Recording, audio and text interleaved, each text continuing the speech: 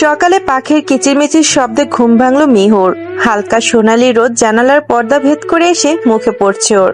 ও চোখ বন্ধ করে মিষ্টি হাসি দিয়ে ওর পাশে শুয়ে থাকা ওর চেয়েও বড় একটা টেডিকে জড়িয়ে ধরলো। কিছু সময় পর আড়মোড়া ভেঙে উঠে বসলো। তখনই ওর রুমে ওর ড্যাড ঢুকলো। Good morning princess. Good morning dad. তুই না আজকে সকালে তোর ফ্রেন্ডদের সাথে বের হবি বলেছিলি? বের হব তো। আচ্ছা ভাইয়া কোথায়? ও তো একটু আগেই বেরিয়ে গেল। ও ওকে। কখন বের হবি? এই তো ফ্রেশ হব, শাওয়ার নিব, রেডি হব, দেন বের হব। তার আগে আরো একটা কাজ করতে হবে তোকে। প্লিজ ড্যাড, এখন আবার ব্রেকফাস্ট করার কথা বলো না। তুমি জানো আমি ব্রেকফাস্ট করতে পারি না। আমার কেমন যেন বমি বমি পায় ব্রেকফাস্ট করতে গেলে। কিন্তু তারপরও একেবারে খালি পেটে তো যাওয়া যাবে না প্রিন্সেস। Dad please. আচ্ছা, জাস্ট একটা সানরাইজ খেয়ে যাবি, জাস্ট একটা।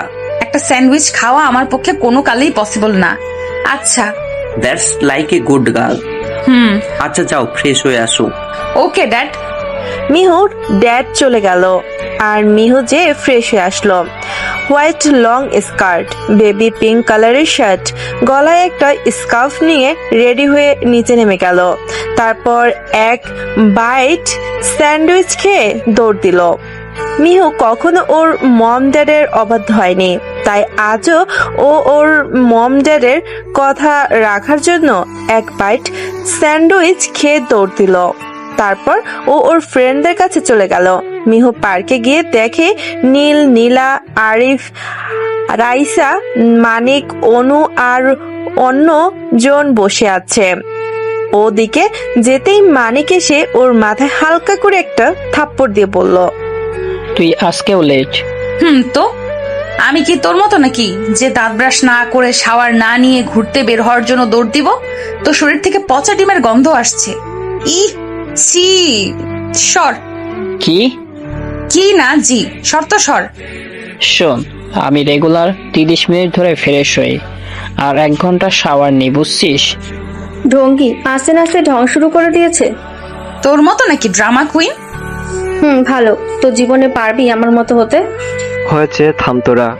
নীল, তোর গার্লফ্রেন্ডকে বল ননদকে সম্মান দিয়ে কথা বলতে, নয়তো আমি আজকেই যে ড্যাডকে বলবো তোর জন্য মেয়ে দেখতে।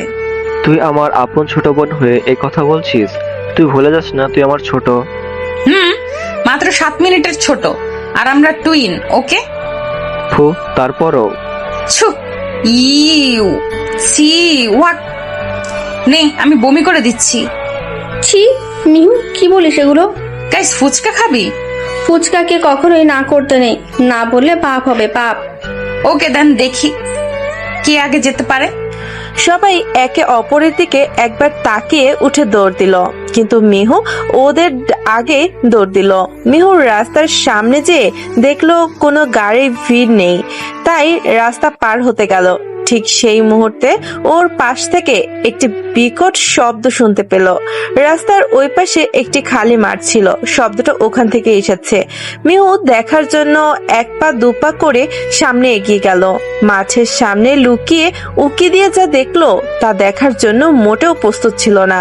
সামনে 10-12 জন কালো পোশাক পরা লোক দাঁড়িয়ে আছে। আর 6 জন লোকের হাত বেঁধে হাঁটু গেড়ে বসিয়ে রেখেছে। পাশে একজন হাত বাঁধা লোক মাটিতে শুয়ে আছে আর তার চারপাশে রক্তে ভরা। ওদের সামনে একজন লোক দাঁড়িয়ে ওই হাত বাঁধা লোকগুলোর মধ্যে একজনের দিকে পিস্তল ধরে আছে। লোকটার পরনে black long coat, black pant, black shoe. কোটটার হাইট দেখে মনে হচ্ছে 6 ফিট 2 ইঞ্চি বা 6 ফিট 3 ইঞ্চি এর মতো হবে। লোকটা উল্টো দিকে ঘুরে দাঁড়িয়ে থাকার জন্য মিহু ওই লোকটার চেহারা দেখতে পাচ্ছিল না। তখনই ওই লোকটি আরো একজন লোককে শুট করে দিল। মিহু ভয়ে চিৎকার দিয়ে উঠল আর একটু সামনে এসে দাঁড়ালো। এবার হাতে গান নিয়ে থাকা লোকটি সামনে ঘুরলো। মিহু ওই লোকটিকে দেখে ভয়ে এক ডোক গেল। তারপর ওখান থেকে দৌড়ে চলে আসতে যেয়ে নীলের সাথে ধাক্কা লাগলো। মিহু অনেক আগে চলে গিয়েছিল বলে ওরা সবাই পার্কে ফিরে যায়। শুধু নীল মিহুর পেছনে আসে। নীলও এই পুরো বিষয়টা দেখেছে, তাই ও মিহুর হাত ধরে টেনে ওখান থেকে পালিয়ে আসার জন্য সেই পার্কটাতে আসলো। ওই লোকটির কিছু লোক ওদের ফলো করে পার্কের সামনে এসে আবারও ঘুরে চলে গেল। এদিকে মিহু তো সমানে কান্না করেই চলে যাচ্ছে। কি হলো মেহু, কান্না করছে কেন নীল? মিহু কি হয়েছে বল। গাইস পরে বলবো, এখন ওকে একটু শান্ত হতে দে। তো ভাইয়া? তোকে কিছু বলতে হবে না, আমি সব দেখছি। সাথে সাথে ভাইয়াকে শক্ত করে জড়িয়ে ধরলাম আর কান্না করতে লাগলাম। আমি ওকে শক্ত করে জড়িয়ে ধরলাম। ও প্রচন্ড ভয় পেয়ে গেছে, তাই কান্না করতে করতে ওর হিচকি উঠে গেছে। একটু পর দেখলাম মিহু একদম শান্ত হয়ে গেছে। মিহুকে হালকা নাড়া দিলাম, দেখলাম ও চোখ খুলছে না। মিহু সেন্সলেস হয়ে গিয়েছে। নীল তাড়াতাড়ি মিহুকে কোলে নিয়ে গাড়িতে বসালো। নীল ড্রাইভিং সিটে বসলো। পেছনে মিহুকে নিয়ে নীল আর রাইসা বসলো, আর নীলের পাশে আরিফ বসলো। মানিক আর অনু মানিকের গাড়িতে বসলো। নীল তাড়াতাড়ি মিহুকে বাসায় নিয়ে এসে ডক্টরকে ফোন করে তাড়াতাড়ি আসতে বলল। নীলের বাবা মা খুব অস্থির হয়ে উঠেছেন তাদের মেয়ের এই অবস্থা দেখে। নীল, ওর কি হয়েছে? এইবার বলবি প্লিজ, ও কান্না কেন করছিল? তারপর নীল ওদের সম্পূর্ণ ঘটনা খুলে বলল। সবাই তো নীলের কথা শুনে থ মেরে বসে আছে। আর নীলার হঠাৎ কি যেন হলো, ও কিছুটা আন্দাজ করতে পেরেছে যে ওই লোকগুলো কে ছিল, কিন্তু তারপরও কাউকে কিছু বলল না। এর মধ্যে ডক্টর এসে মিহুকে চেক করে গেছে, বলেছে কোনো কিছু দেখে ভীষণ শক খেয়েছে, যার কারণে ও বিষয়টা সহজভাবে নিতে না পেরে সেন্সলেস হয়ে গিয়েছে।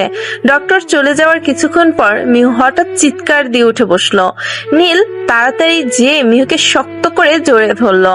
নীল মিহুর সাথে যত ঝগড়াঝাটি করুক না কেন, নীল মিহুকে খুব ভালোবাসে। ছোট থেকে কখনো মিহুর চোখে এক ফোঁটা পানি আসতে দেয়নি। সেই মেয়েকে এভাবে কান্না করতে দেখে নীলের খুব খারাপ লাগছে। অনেক বুঝিয়ে নীল মিহুকে ঠান্ডা করিয়ে একটু স্যুপ খাইয়ে দিল। এদিকে গোল্ডেন মাফিয়া গ্যাংয়ের লিডার পায়ের উপর পা তুলে সোফায় বসে আছে।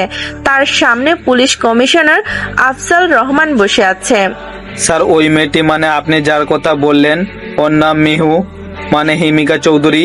ও এই শহরের নাম করা শিল্পপতি জাহিদ চৌধুরী মেয়ে। আমি আজকে ব্ল্যাক শ্যাডো গ্যাংয়ের 7 জনকে শুট করে দিয়েছি। ওই মেয়েটি সেটা দেখে নিয়েছে। স্যার, তাহলে কি ওকে চিরতরে সরিয়ে ফেলবো? না, যা করার আমি করবো। আর হ্যাঁ, আরেকবার যদি ওকে সরিয়ে ফেলার কথা বলেছেন তো আমি আপনাকে চিরকালের জন্য সরিয়ে ফেলবো, কথাটা মাথায় রাখবেন। এই কথা বলে গোল্ডেন মাফিয়া গ্যাংয়ের লিডার সোফা ছেড়ে উঠে চলে গেলেন।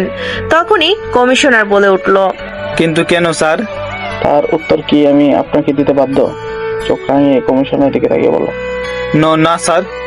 নেক্সট টাইম আমাকে কোয়েশ্চেন করার আগে 10 বার ভাববেন, নয়তো আপনার জন্য ভালো হবে না। আন্ডারস্ট্যান্ড? জি জি জি স্যার।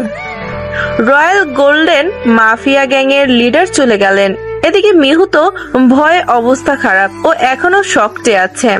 আমি কখনো ভাবতে পারিনি যে ওই লোকটাকে আমার আবার দেখতে হবে, যার কাছ থেকে 2 বছর আগে জাপান থেকে পালিয়ে বাংলাদেশে এসেছিলাম।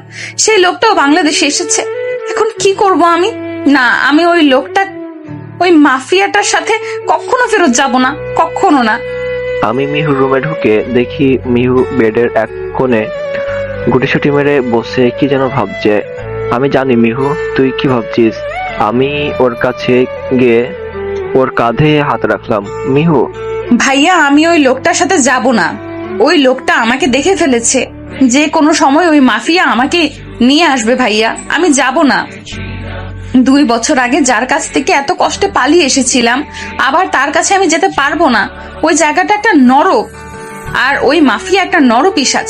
নরপিশাচ না হলে এইভাবে কোনো মানুষকে এত সহজে খুন করতে পারতো না। তুই টেনশন করিস না, কেউ তোকে এখান থেকে নিয়ে যাবে না, তুই এখানে থাকবি। কিন্তু ও যে আমাকে দেখে ফেলেছে। কিছু হবে না, আমি দেখছি। নীল চলে গেল। মিহু ঠিক আগের মতোই আবার গুটি গুটি মেরে বসে পড়লো। কেন সেই রয়্যাল গোল্ডেন মাফিয়া গ্যাংয়ের লিডার মেঘ চৌধুরী আবার আমার লাইফে আসলো? এদিকে মেঘ নিজের রুমে থাই গ্লাসে এক হাত রেখে আরেক হাতে ওয়াইনের গ্লাস নিয়ে দাঁড়িয়ে আছে। চোখ দুটো লাল হয়ে আছে। আজকে সে 2 বছর পর মিহুকে দেখেছে, যাকে সে ভালোবাসে তাকে দেখেছে। মিহু আগেও যেমন ওকে দেখলে ভয় পেত, এখনো ভয় পায়। সেটা আজকেও মিহুর চোখ দেখে বুঝেছে। মেঘ ভাবছে কেন মিহু ওকে একটু বোঝার চেষ্টা করে না, কেন সবসময় পালিয়ে পালিয়ে বেড়ায় ওর কাছ থেকে। ও শুধু একজন মাফিয়া বলে কি ওর কোনো ফিলিংস নেই? ও কি কাউকে ভালোবাসতে পারে না? মেঘ দাঁড়িয়ে দাঁড়িয়ে এসব ভাবছিল। তখনই মেঘের ছোট বোন মেঘের রুমে নক করলো। ভেতরে আয় বোন। ভাইয়া, আজকে তুই ছিলি ওই মাফিয়াটা, তাই না, যাকে মিহু দেখে ভয় পেয়ে গিয়েছি? কিন্তু ভাইয়া, তুই কেন ওকে বলছিস না? কোনো খারাপ লোক নয়, তুই সবার কাছে মাফিয়া হলেও তুই একজন ভালো মানুষ। ও তো আর আমার কোনো কথা বিশ্বাস করে না রে। এখন কি করবি? ওকে নিয়ে আসবো। কিন্তু ওকে আসবে? ও বাধ্য আমার সাথে আসতে। ও আজকে প্রচন্ড ভয় পেয়ে গিয়েছে। আমি জানি ও বরাবরই ভীত। অতটাও ভীতু না তুই যতটা ভাবিস। আমি ওকে দেখছি তো গত 4টা মাস ধরে, তাই আমি জানি। তোর সাথে ওর অনেক মিল আছে, তাই না? অনেক। আমি যে কি করলে ও আমার ভালোবাসা বুঝবে তা আল্লাহ জানে। চিন্তা করিস না, একদিন না একদিন ঠিকই বুঝতে পারবে ও। তাই যেন হয়। আমি আর ধৈর্য রাখতে পারছি না। কিন্তু ও যদি একবার জানতে পারে যে আমি তোর বোন, তাহলে? জানবে না, কজ আমি জানতে দিব না। তাই যেন হয়। Okay bye, good night. Good night. তোমাকে যত তাড়াতাড়ি সম্ভব আমি নিয়ে আসবো। আগামীকালই যাব তোমাকে আনতে মিহু। আর তুমিও আমার সাথে আসতে বাধ্য। তুমি না চাইলেও তোমাকে আমার সাথে আসতে হবে। মেঘ এসব ভেবে এক ঢোকে পুরোটুকু ওয়াইন খেয়ে নিল। মিহু, খেয়ে নে মা, তারপর কলেজে তো যেতে হবে নাকি? না, কিন্তু এভাবে ঘরে কতক্ষণই বা থাকবি? আর না খেলে তো অসুস্থ হয়ে পড়বি মা। মম ড্যাড তোমরা যাও, আমি দেখছি। দেখ ওকে বুঝাতে পারিস কিনা। আমি দেখছি, তোমরা যাও। মম ড্যাড চলে গেল। নীল যেয়ে মিহুর পাশে বসলো। কলেজ যাবি না? মাথা নাড়িয়ে না করলাম। আচ্ছা খেয়ে নে আগে। আয়, আমি খাইয়ে দিচ্ছি। আবার মাথা নাড়িয়ে না করলাম। আমাকে ভালোবাসিস? কেন, তুই জানিস না? তাহলে খাচ্ছিস না কেন? ভালো লাগছে না। একটু খেয়ে নে, অল্প একটু, বেশি না। আচ্ছা খাইয়ে দে। Okay, that's like a good girl. Neel মেহুকে খাইয়ে দিয়ে মিহুর সাথে গল্প করছিল। তখনই নিচ থেকে অনেক কথার আওয়াজ আসছিল। তাই নীল আর মিহু তাড়াতাড়ি নিচে নেমে গেল। মিহু তো নিচে নেমেই কারণ ওর সামনে মেঘ দাঁড়িয়ে। মিহু যেই নীলের পেছনে লুকিয়ে পড়লো। আপনি এখানে কেন? তোমার বোনকে নিতে আসলাম। ও আপনার সাথে কোথাও যাবে না। ও আমার সাথে যেতে বাধ্য, সেটা ভুলে যেও না। নাও যাবে না, দেখছেন তো ও আপনাকে সহ্য করতে পারে না। ভাইয়া, আমি যাব না। কমিশনার আঙ্কেল, আপনি কেন ওনাকে কিছু বলছেন না? সরি নীল, আমি কিছু করতে পারবো না। কিন্তু কেন? কজ তোমার বোন এখন আমার লিগ্যাল ওয়াইফ। কিন্তু ও আপনাকে নিজের হাজবেন্ড হিসেবে মানে না। কমিশনার, আমি আমার ওয়াইফের সাথে একটু একান্তে কথা বলতে চাই। আপনার ওয়াইফ, আপনি বলতেই পারেন। মেঘ নীলের পেছনে যে মিহুর হাত ধরে উপরে নিয়ে যেতে চাইলে নীল মিহুর হাত ধরে ফেললো। ভাইয়া, আমি যাব না। ও যাবে না। কমিশনার কনস্টেবল বলল নীলকে ধরতে। ওরা নীলকে ধরতেই মেঘ মিহুকে টেনে উপরে নিয়ে এলো। মিহুর রুমে ঢুকে গেট লাগিয়ে ওকে ডালের সাথে লাগিয়ে ধরলো। মিহুর চোখ দিয়ে পানি পড়ছে আর মেঘের চোখ লাল হয়ে আছে। তোর সাহস কি করে হলো আমার কাছ থেকে পালিয়ে আসার? প্লিজ ছাড়ুন, আমি আপনার মতো একটা নরপিশাচের সাথে থাকতে চাই না। এই নরপিশাচটাই তোর অতীত ছিল, বর্তমানে আছে আর ভবিষ্যতও থাকবে, বুঝলি? আমি তোকে এত ভালোবাসি, তারপরও তোর গায়ে লাগে না, তাই না? ভেবেছিলাম তোকে রাজরানী করে রাখবো, কিন্তু না, তুই আমার কাছ থেকে, আমার ভালোবাসার কাছ থেকে মুক্তি পাওয়ার জন্য পালিয়ে গেলি। এবার আমি তোর এমন হাল করব যাতে তুই আর কখনো আমার কাছ থেকে পালাতে না পারিস। তুই আজকে এই মুহূর্তে আমার সাথে আমার বাসায় যাবি। কখনো না। তুই কি চাস যে আমি তোর ফ্যামিলিকে শেষ করে দেই? না। তাহলে চুপচাপ নিচে যে সবাইকে বল যে তুই আমার সাথে যাবি, বুঝলি? আচ্ছা। মেঘ আলতো করে মিহুর ঠোঁটে নিজের ঠোঁট ছুঁয়ে দিল, তারপর মিহুর হাত ধরে নিচে নিয়ে গেল। নীল দৌড়ে যেয়ে মিহুকে জড়িয়ে ধরলো। মিহু, তুই ঠিক আছিস? আমি ঠিক আছি। কমিশনার মিহু আমার সাথে আমার বাড়ি যাবে। কি? হ্যাঁ ভাইয়া, আমি যাব ওনার সাথে। মিহু, কি হয়েছে বল আমাকে। উনি কি কোনোভাবে তোকে কোনো হুমকি দিয়েছে? না, আমাকে কেউ কিছু বলেনি। আমি নিজ ইচ্ছাতে ওনার সাথে যেতে চাইছি। কিন্তু মিহু। আর কোনো কিন্তু না, মিহু চলো। চলেন। মেঘ কাউকে আর কিচ্ছু বলার সুযোগ না দিয়ে মিহুকে টেনে ওর গাড়িতে নিয়ে বসিয়ে গাড়ি স্টার্ট দিয়ে বেরিয়ে গেল। শহর থেকে দূরে একটা বাংলো আছে মেঘের। গাড়ি যে থামলো সেই বাংলোর সামনে। আশেপাশে কোনো বাড়ি ঘর নেই, জায়গাটা পুরো নির্জন। মিহু গাড়িতে যতক্ষণ ছিল একটা কথাও বলেনি, চুপচাপ নিঃশব্দে কান্না করে গেছে। বাংলোর সামনে আসলে দারোয়ান গেট খুলে দিল। মেঘ গাড়িটা ভেতরে নিয়ে গিয়ে গাড়ি থেকে বেরিয়ে মিহুর হাত ধরে ওকে টেনে নামালো, তারপর টানতে টানতে ওকে ভেতরে নিয়ে গেল। ওদের দেখে একজন বয়স্ক লোক, মানে যিনি বাড়ি দেখাশোনা করেন তিনি, রহিম, এগিয়ে আসলো। এখন থেকে কিছুদিন আমি এই বাড়িতেই থাকবো। আচ্ছা স্যার। স্যার, আই মাইয়াডা কেডা? ও আমার বউ, মানে তোমার ম্যাডাম। আমি আপনাকে আমার হাজবেন্ড হিসেবে মানি না। আমি তো মানি যে তুমি আমার ওয়াইফ, আর তোমার উপর আমার সম্পূর্ণ অধিকার আছে। রহিম চাচা, আপনি চলে যান, আজকে আপনার ছুটি। আচ্ছা স্যার। রহিম চাচা চলে গেল। মেঘ মিহুর হাত ধরে হিড় করে টেনে ওকে উপরের একটা রুমে নিয়ে গেল, তারপর ধাক্কা দিয়ে ওকে বেডে ফালিয়ে দিল। মেঘ গেট লক করে এসে বেডে মিহুর পাশে বসলো। মিহু মেঘের থেকে দূরে যেয়ে গুটি সিটি মেরে বসে রইল। তা দেখে মেঘের মেজাজ গেল চরম ভাবে খারাপ হয়ে। মেঘ মিহুকে টান দিয়ে এক ঝটকায় নিজের কাছে নিয়ে আসলো।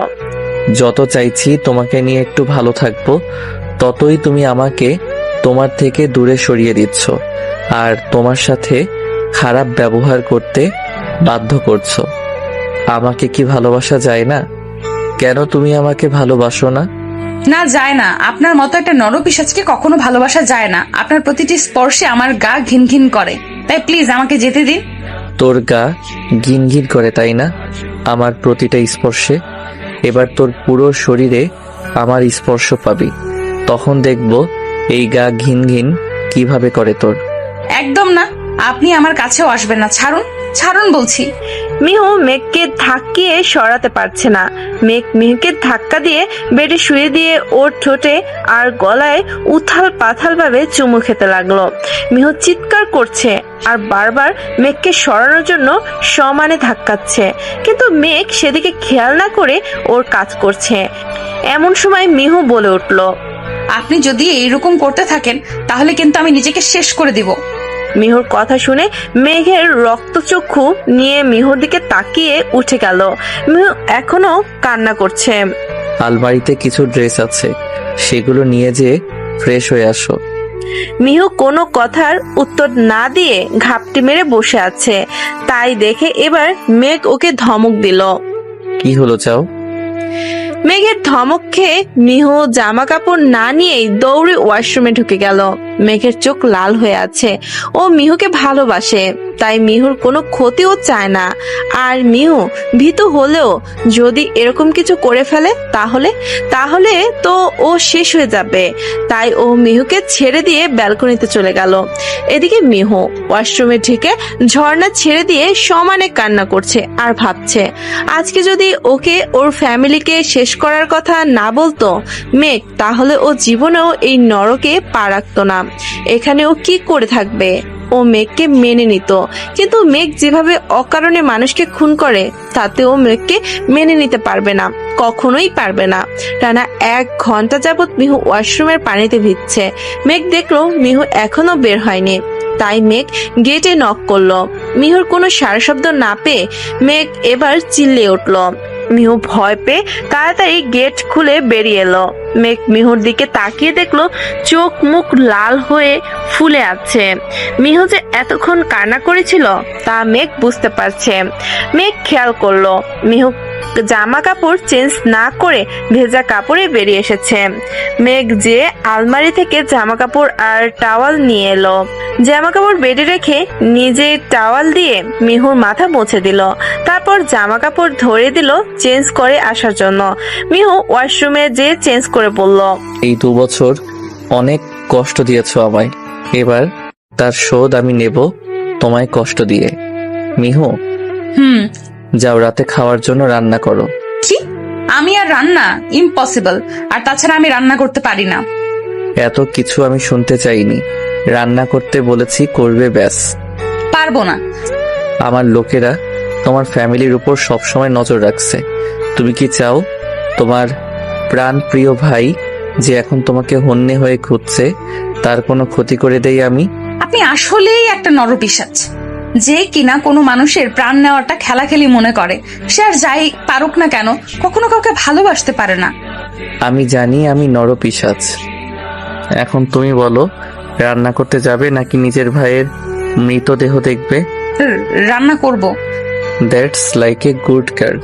যাও কিচেনে যে ঝটপট কিছু বানিয়ে নিয়ে আসো। রাগে ফুসতে ফুসতে কিচেনে চলে আসলাম। কিচেনে ভাবতে লাগলাম কি রান্না করা যায়।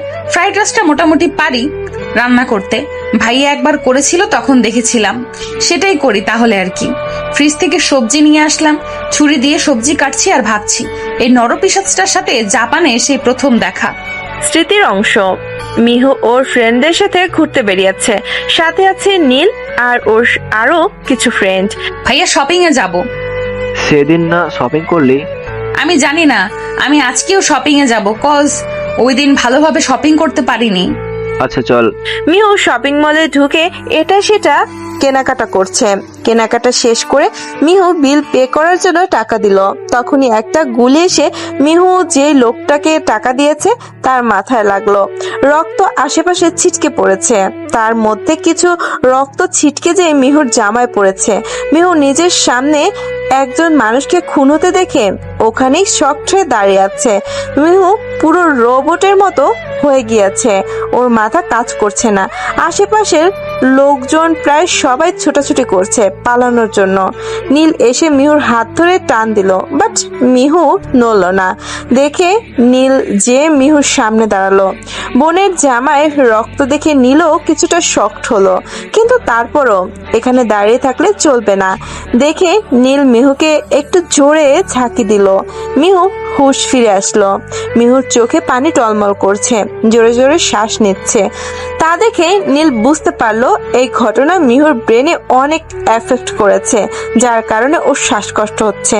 নীল তাড়াতাড়ি মিহুর হাত ধরে টানতে লাগলো। মিহু নীলের পেছন পেছন যাচ্ছে। তখনই আরো একটা গুলির আওয়াজ আসলো। মিহু নীলের পেছন পেছন যেতে খেয়াল করলো পাশে একটি লোক হাতে গান নিয়ে দাঁড়িয়ে আছে। লোকটি আর কেউ নয়, মেঘ। মেঘের চোখ হঠাৎ মিহুর দিকে পড়লো। মিহুর ফেস দেখে বুঝলো অনেক ভয় পেয়ে আছে। আর হঠাৎ মেঘের চোখ গেল মিহুর জামায়। জামায় রক্ত লেগে আছে। মেঘের চোখ আবার মিহুর চোখে আটকে গেল। তখনই মিহু শপিং মল থেকে বেরিয়ে গেল। নীল মিহুকে নিয়ে বাসা চলে আসলো। মিহু এখন ঠিক আছিস? মিহু কোনো কথা না বলে চুপচাপ বসে আছে। মিহু? নীল মিহুকে পানি খাওয়ালো। তারপর মিহু কোনো কথা বলছে না দেখে নীল ডক্টরকে কল করে বাসায় আসতে বলল। একটু পর ডক্টর এসে মিহুর চেক আপ করলো।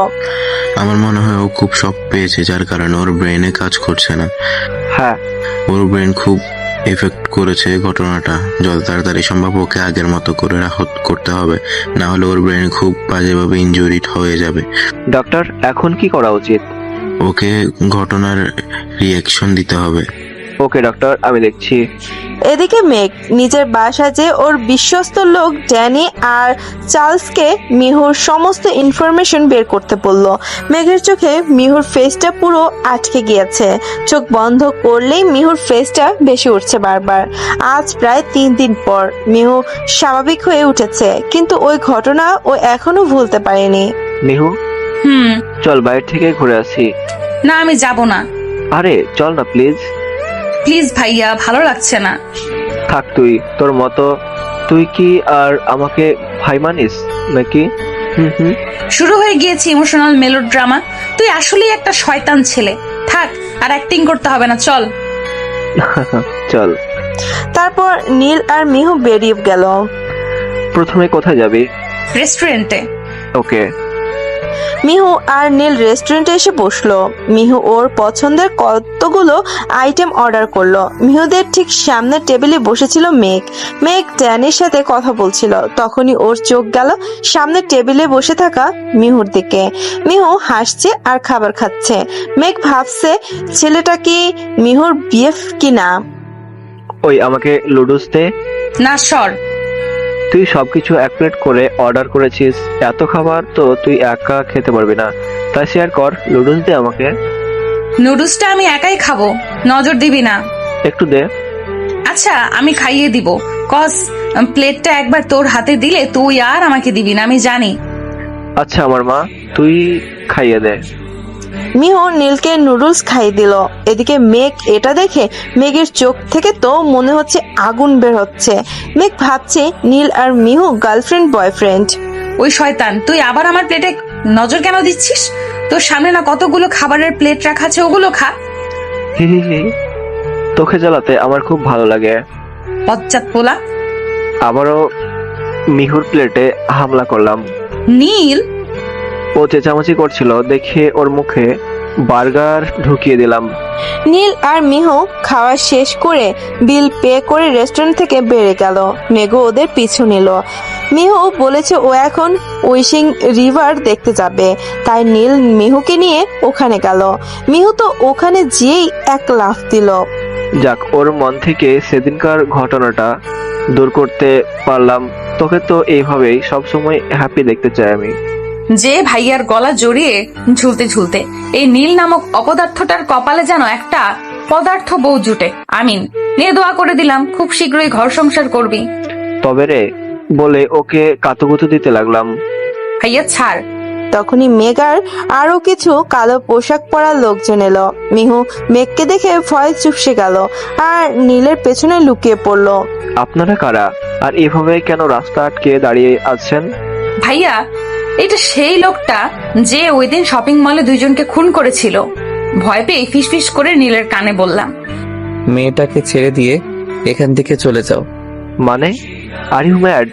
আমি ওকে ছেড়ে কোথাও যাচ্ছি না, গেলে ওকে নিয়ে যাব। আমার ভয় করছে।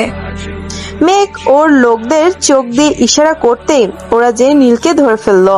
নীল ছোটার জন্য লাফালাফি করছে কিন্তু পারছে না। চারজনের সাথে একজন কি করেই বা পারবে।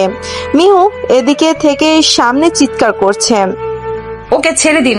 ওকে কেন ধরেছেন? তুমি ওর সাথে ঘুরবে আর আমি সেটা দেখবো, তা তো হতে পারে না।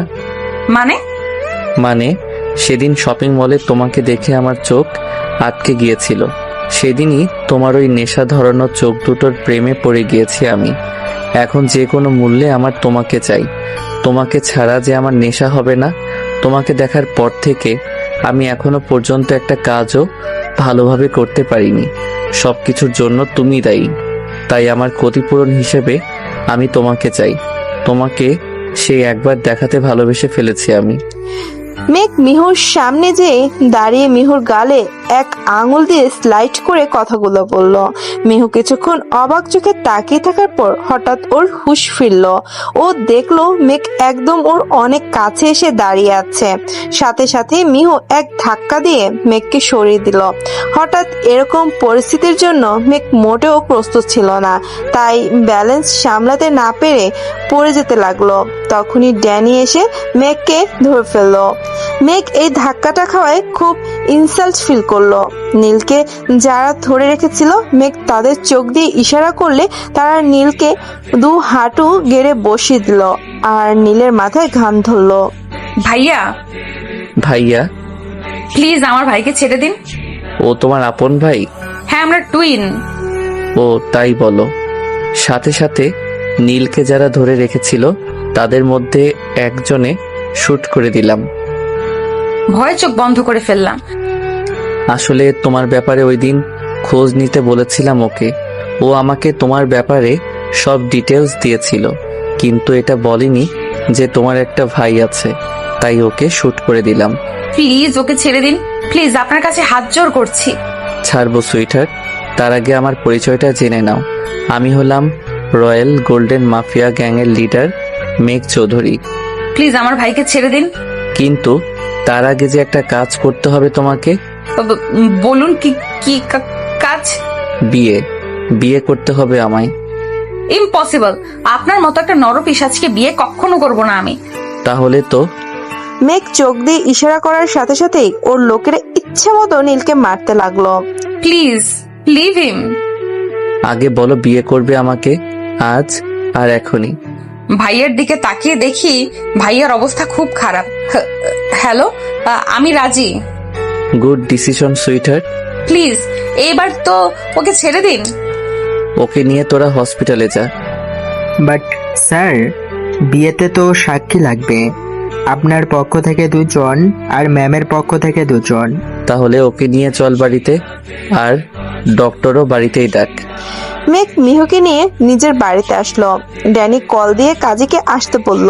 মিহু চুপচাপ নিঃশব্দে কান্না করছে, আর এক পাশে নীলকে নিয়ে বসে আছে আর নীলের মাথায় হাত বুলিয়ে দিচ্ছে।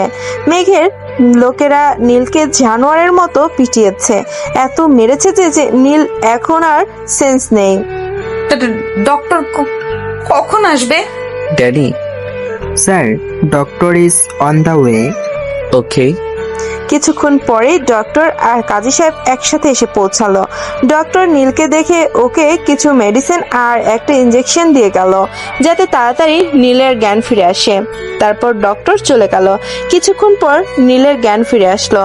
নীল পাশে মিহুকে দেখতে পেয়ে ওকে জড়িয়ে ধরলো। মিহু, তুই ঠিক আছিস? ভাইয়া আমি ঠিক আছি। মিহু সাইন করো। কি এটা? তোমার বোন আমাকে বিয়ে করছে, তাই এখানে ওর সাইন লাগবে, আর তুমি ওর হয়ে সাক্ষী দিবে শালাবাবু। হোয়াট? ইম্পসিবল। মিহু, তুমি কিন্তু এখন নিজের কথার খেলাপ করছো। প্লিজ এই বিয়ে আমি করব না। চার্লস এসে নীলের মাথায় গান ধরলো। সাইন করো, তাহলে তোমার ভাইয়ের মাথায় এখনই একটা বুলেট ঢুকে যাবে। না, আমি সাইন করছি দিন। মিহু প্লিজ সাইন করবি না তুই। আই এম সরি ভাইয়া। নীল, নাও ইটস ইওর টার্ন। সাক্ষী হিসেবে সাইন করো নাও। কখনো না। তোমার তো দেখছি নিজের প্রতি কোনো মায়া দয়াই নেই। আচ্ছা ঠিক আছে, মানলাম তোমার নিজের প্রতি কোনো মায়া দয়া নেই, কিন্তু নিজের বোনের প্রতি তো মায়া দয়া আছে, তাই না? মানে? আশা করছি মানেটা নিশ্চয়ই এখন আর তোমাকে বলে বোঝাতে হবে না। ছি, আপনি এতটা নীচ মানুষ? আপনার মতো নিচু মানুষ এই দুনিয়াতে আছে? আপনি তো পশুর চেয়েও নিকৃষ্ট। চুপচাপ সাইনটা করো, না হলে কিন্তু। না, আমি সাইন করছি। নীল সাইন করে দিল। মেঘ আর মিহুর বিয়েটা হয়ে গেল। মেঘের সাক্ষী হিসেবে সাইন করলো ড্যানি। নীলকে একটা রুমে থাকার ব্যবস্থা করে দেওয়া হলো। মেঘ ড্যানিকে বলল মিহুকে নিয়ে ওর রুমে এগিয়ে দিয়ে আসতে। ড্যানি যেয়ে মিহুকে মেঘের রুমের সামনে পৌঁছে দিয়ে চলে গেল। মিহু রুমে যেয়ে দেখলো রুমটা বেশ বড়। রুমের সবকিছু অনেক সুন্দর করে গোছানো। রুমের সাথে একটা অ্যাটাচড করা ছোট্ট মিনি ছাদের মতো ব্যালকনি আছে। মিহু থাই গ্লাসটা সরিয়ে ব্যালকনিতে চলে গেল। ব্যালকনিতে একটা ছোট টেবিল আছে, 2টো চেয়ার আছে পাশে। ব্যালকনির আরেক সাইডে দোলনা রয়েছে। মিহু যেয়ে দোলনায় বসলো আর ভাবতে লাগলো ওর লাইফে কি থেকে কি হয়ে গেল। এক নিমিষে পুরো লাইফটা উলট পালট হয়ে গেল। ভাবতেই ওর চোখ থেকে পানি পড়তে লাগলো। ও চোখ বন্ধ করে ফুপিয়ে ফুপিয়ে কাঁদতে লাগলো। এদিকে মেঘ রুমে এসে পুরো রুমে একবার চোখ বুলিয়ে মিহুকে না দেখতে পেয়ে ভুরু কুচকে তাকালো। ওর চোখ গেল ব্যালকনির দিকে, দেখলো থাই গ্লাসটা খোলা, তাই ও ব্যালকনিতে চলে গেল। যে দেখলো মিহু দোলনার উপর পা উঠিয়ে 2 পায়ের উপর মুখ গুজে ফুপিয়ে ফুপিয়ে কান্না করছে। মেলো ড্রামা যত সব। মিহুর মাথা উঠিয়ে মেঘের দিকে তাকালো। মেঘ যে মিহুর পাশে বসে মিহুকে নিজের দিকে ঘুরিয়ে চোখের পানি মুছতে যাবে, অমনি মিহু মেঘের হাত ঝাড়া দিয়ে সরিয়ে দিয়ে উঠে বলল, প্রবলেম কি আপনার? একে তো জোর করে হুমকি দিয়ে বিয়ে করেছেন, আর এখন স্বামীর অধিকার ফলাতে এসেছেন। দেখুন, আমি আপনাকে আমার হাজবেন্ড হিসেবে মানি না, আর মনে হয় আপনি এটাই মাথায় রাখবেন। Got it? মেঘ মিহুর কথাগুলো শুনে অনেক কষ্টে নিজের রাগ কন্ট্রোল করেছিল, কিন্তু মিহু চুপ হওয়ার সাথে সাথেই ওর টান দিয়ে ওর হাত বাঁকিয়ে পেছনে ধরলো। মেঘ চোখ লাল করে মিহুর দিকে তাকিয়ে আছে। মিহু চোখে রাগ নিয়ে মেঘের দিকে তাকিয়ে আছে আর হাত ছাড়ানোর ব্যর্থ চেষ্টা করছে। How dare you talk to me like this? আপনার সাথে এর থেকে ভালো মতো আমি কথা বলতে পারবো না। তোমার মনে হচ্ছে আমি তোমার কাছে স্বামীর অধিকার ফলাতে এসেছি? তা নয় তো কেন এসেছেন আমার কাছে? আমার লাইফটা তো হেল করে দিলেন, তাও কি আপনার শান্তি হচ্ছে না? সত্যি কথা বলতে কি, আপনাকে আমার মেনে নিতে একটু সমস্যা হতো না, কিন্তু আপনি মানুষ খুন করেন, তাই আমি আপনাকে মেনে নিতে পারবো না। মিহু, তুমি আমাকে ভুল ভাবছো। হ্যাঁ, এটা ঠিক যে আমি একজন মাফিয়া, আমি মানুষকে মারি, বাট আমি মাফিয়া হলেও কখনো অকারণে কাউকে খুন করিনি। আমি আপনার কাছ থেকে কোনো এক্সপ্লেনেশন চাইনি। প্লিজ দূরত্ব বজায় রেখে কথা বলুন, আর আমার হাত ছাড়ুন, আমার লাগছে। চুপ। তোর সাথে এতক্ষণ অনেক ভালোভাবে কথা বলেছি, কিন্তু এখন আর না। তুই ভালো কথা শোনার মানুষই না। তুই এখন আমার বউ, আমার যা ইচ্ছে আমি তাই করব, আর তাতে তুইও কিছু বলতে পারবি না, বুঝলি? কি করবেন আপনি আমার সাথে? মেরে ফেলবেন তাই তো? প্লিজ মেরে ফেলুন আমাকে। তোকে মারার জন্য আমি বিয়ে করিনি। তাহলে কেন করেছেন? মেঘ মিহুর ঠোঁট পরম আবেশে নিজের ঠোঁটের মধ্যে নিয়ে নিল। মিহু কিছু করতেও পারছে না, কারণ ওর হাত দুটো মেঘ এক হাত দিয়ে শক্ত করে ধরে রেখেছে। মিহুর চোখ দিয়ে শুধু নোনা জলগুলো গাল বেয়ে গড়িয়ে পড়ছে। মেঘ আরেক হাত দিয়ে মিহুর কোমর ধরে আরো নিজের কাছে টেনে নিল। বিকালে মিহু একা একা ব্যালকনিতে চুপচাপ বসে আছে। এমন সময় নীল আস্তে আস্তে লুকিয়ে এসে মিহুর কাঁধে হাত রাখলো। মিহু চমকে উঠে পেছনে তাকিয়ে দেখে নীল। লাফ দিয়ে নীলকে জড়িয়ে ধরে বলল মিহু, ভাইয়া তুই ঠিক আছিস? হ্যাঁ, আমি ঠিক আছি। তুই ঠিক আছিস তো? কি হয়েছে মিহু? ওই লোকটাকে তোর সাথে কি কোনো বাজে বিহেভ করেছে? ভাইয়াকে এইসব কিছুই জানতে দেওয়া যাবে না। না ভাইয়া, কিন্তু তুই এখানে আসলি কিভাবে? বাহিরে গার্ডস আছে। সে অনেক কাহিনী করে এসেছি, সেসব কথা বাদ দে। এখন এখান থেকে পালানো যায় কিভাবে সেটা ভাবতে হবে। ভাইয়া, মম ড্যাড এগুলো জানতে পারলে কি হবে ভাবতে পারছিস? মম ড্যাডকে এসব কিছু জানানোর কোনো প্রয়োজন নেই। কিন্তু কোনো কিন্তু না, যাই বলছি তাই কর। নীল যে ব্যালকনির আশেপাশে দেখছে পালানোর কোনো পথ আছে কিনা। মিহু হঠাৎ খেয়াল করলো মেন গেট দিয়ে মেঘের গাড়ি ঢুকছে। মিহু তাড়াতাড়ি নীলকে নিয়ে রুমের ভেতরে এলো। ভাইয়া তুই তোর রুমে যা, মেঘ চলে এসেছে। ও এসে তোকে দেখলে অনেক বড় কোনো প্রবলেম করতে পারে। কিন্তু মিহু, প্লিজ যা ভাইয়া। বলতে না বলতেই দেখি কে যেন গেট খুলছে। আমি তাড়াতাড়ি ভাইয়াকে ব্যালকনিতে লুকিয়ে পড়তে বললাম। ভাইয়া ব্যালকনিতে চলে গেল, আর আমি স্বাভাবিক হওয়ার চেষ্টা করছি। তখনই মেঘ রুমে ঢুকলো। মেঘ রুমে ঢুকে আমার দিকে ব্রু কুচকে তাকালো, তারপর পুরো রুমে একবার চোখ বুলিয়ে নিল। কে এসেছিল রুমে? কোথায়? কেউ না তো। কি হলো? তুমি এই এসির মধ্যেও ঘামছো কেন? এমনি। কিছু লুকোচ্ছ? না তো। নীল কোথায়? সাথে সাথে চোখ বড় বড় করে ওনার দিকে তাকালাম। মানে? নীল কোথায়? আমি জানি না। বলো। বললাম তো জানি না। মেঘ ব্যালকনিতে গিয়ে দেখে কেউ নেই, তাই আবার রুমে চলে আসলো। আসলে নীল যখন ব্যালকনিতে লুকিয়েছিল তখন খেয়াল করলো পাশের ব্যালকনিতে খুব ইজিলি যাওয়া যাবে, তাই নীল তাড়াতাড়ি পাশের ব্যালকনিতে যে রুমে ঢুকে গেল আর নিজের রুমে চলে গেল। মিহু তো কিছুটা চমকে গিয়েছে মেঘকে এভাবে শান্ত হয়ে রুমে আসতে দেখে। মিহু তো অনেক এখন নীলকে নিয়ে আরো বেশি টেনশন করছে। মেঘ রুমে এসে মিহুর দিকে পুরো কুচকে তাকালো। কি হলো? কি দেখছো এভাবে? না কিছু না। তো কিছু যখন হয়নি তখন রুমের মাঝখানে দাঁড়িয়ে আছো কেন? ও সরি। মিহু সরে যেয়ে সোফায় যেয়ে বসলো। মেঘ জামা কাপড় নিয়ে ওয়াশরুমে চলে গেল চেঞ্জ করতে। চেঞ্জ করে রুমে এসে দেখলো মিহু সোফাতে হেলান দিয়ে ঘুমিয়ে গিয়েছে। মেঘ যেয়ে মিহুকে কোলে নিয়ে বেডে শুয়ে দিয়ে গায়ে কম্বল টেনে দিল। মিহু গুটিসুটি মেরে শুয়ে পড়লো আর ঘুমের মধ্যে মেঘের হাত ধরে টান দিল। মেঘ উঠতে যেও উঠতে পারলো না। দেখলো মিহু ওর হাত ধরে আছে। মিহু ঘুমের মধ্যে ওর চেহারাটা দেখতে অনেক মায়াবী লাগছে, মনে হচ্ছে কোনো একটা বাচ্চা মেয়ে শুয়ে আছে।